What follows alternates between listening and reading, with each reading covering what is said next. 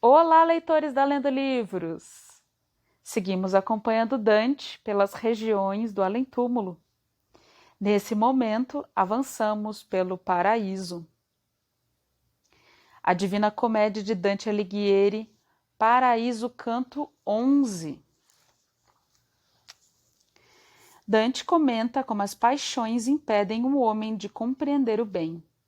Em seguida, São Tomás de Aquino volta a falar-lhe, agora para esclarecer-lhe a dúvida que ficara na mente do poeta acerca da frase, abre aspas, e se alimenta do bem, fecha aspas. Para tanto, apresenta os dois paladinos da Igreja, designados por Deus para defendê-la com suas ordens. Aquino passa então a descrever a vida de São Francisco de Assis, o nascimento, o surgimento da ordem, a viagem ao Oriente e sua morte. Por fim, o dominicano lamenta a decadência de sua ordem.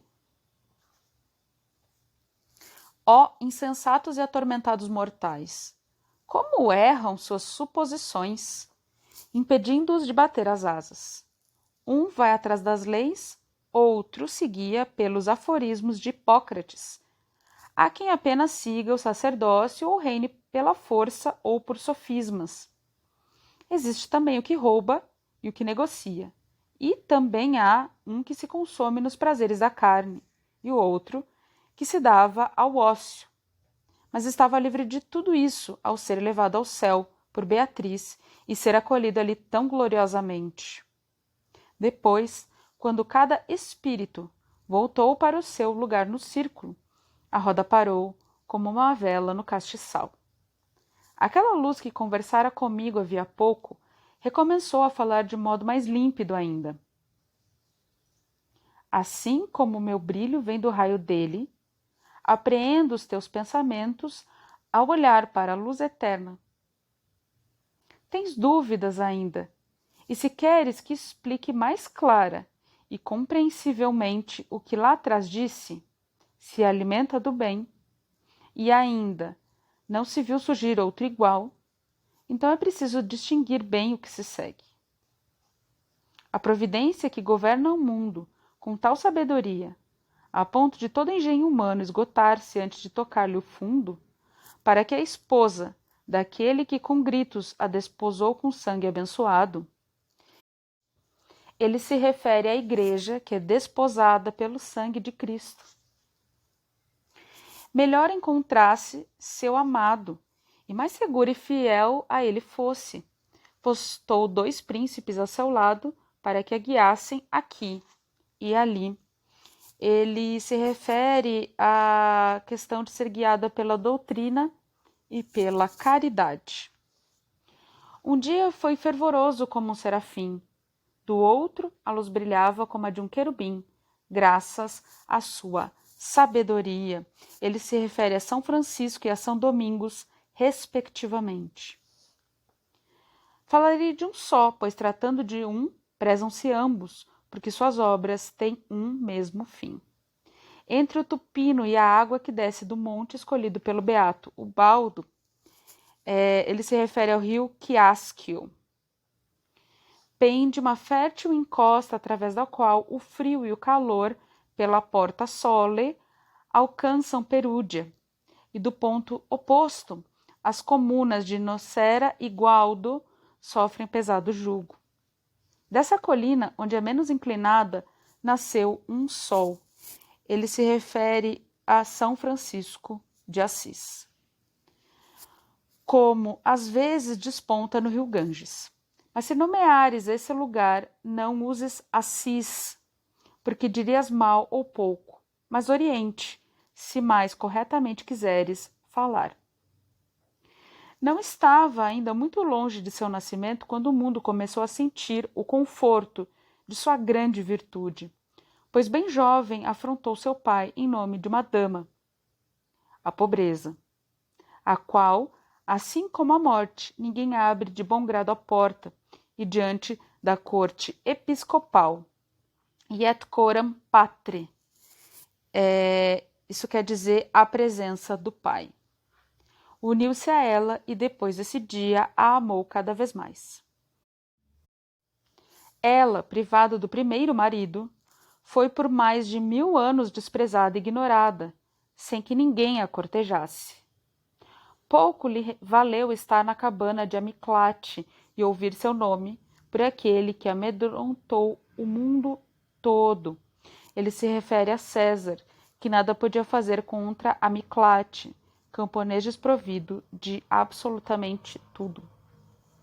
Menos ainda ser constante e corajosa, até, junto a Maria, chorar ao pé da cruz de Cristo.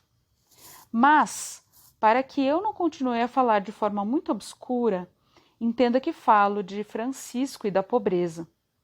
A harmonia entre eles e seus alegres semblantes, expressando amor, dedicação e um doce olhar, dão aso a pensamentos tão sublimes que fizeram o venerável Bernardo descalçar-se e correr atrás dessa paz. E mesmo correndo, lhe parecer ir muito lentamente. Ó ignorada riqueza, ó bem fecundo, por gostarem tanto da esposa, Egídio e Silvestro descalçaram-se e seguiram o esposo. Já pai e mestre, ele parte com sua mulher e família, todos usando já o humilde cordão. A família aqui que ele se refere é a ordem franciscana, cujo símbolo mencionado por Dante é o cordão vermelho, que usavam amarrado na cintura. Não sentiu vergonha por ser filho de Pietro Bernardone, tampouco por parecer um mendigo. E como um rei apresentou as duras regras de sua ordem ao Papa Inocêncio, do qual obteve sua primeira aprovação. Depois que a gente pobre em quantidade passou a segui-lo, cuja admirável vida cantar-se-ia melhor na glória do céu, uma segunda coroa recebeu, a do Espírito Santo, das mãos de Honório. Ele se refere ao Papa Honório III, sucessor de Inocêncio III, que acabamos de mencionar aqui. Santo pastor de sua igreja.